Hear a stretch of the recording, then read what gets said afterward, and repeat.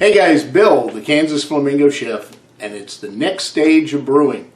After 9 days, this thing's quit bubbling, which means it's done fermenting. Now, you need to make sure that it's stopped bubbling for at least 24 hours, which it has, because sometimes it's so slow you don't even realize it's still bubbling. But now what we got to do is get the beer, this is no longer wort, it's beer, out of this container and into this lovely bucket from the place that says you save big money. This has been cleaned and sanitized.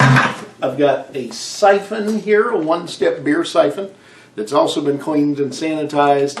What we're going to do is put this into the bucket and pump it and get the beer down into the other bucket. Then it'll be time to add the sugars while this gets cleaned, put it back in here, and bottle as it clarifies. So pretty exciting stuff. So I want to show you the siphoning process. You can see the beer siphon is down there in the beer, and you can see that that tube is just full. It's working its way down into the bucket and slowly dropping the levels. Now if you look in there, you can see the solids that have built up, and that's the stuff we're trying to make sure we don't pull into the final product. Okay, so we've siphoned off. The bucket's nearly full. You can see there's a little bit of liquid still at the bottom.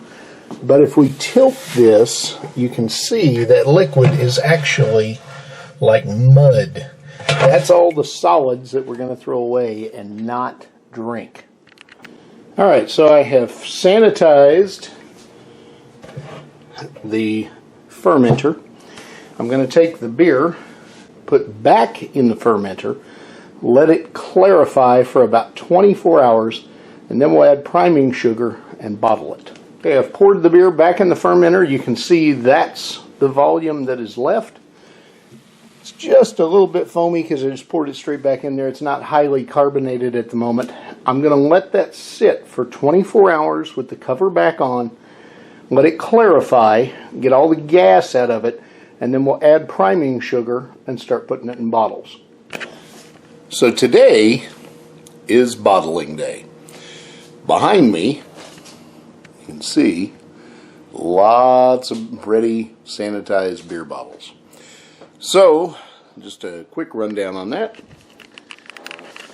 Got bottles that have been sanitized, that are dry, that are ready to use. We're going to put beer in them.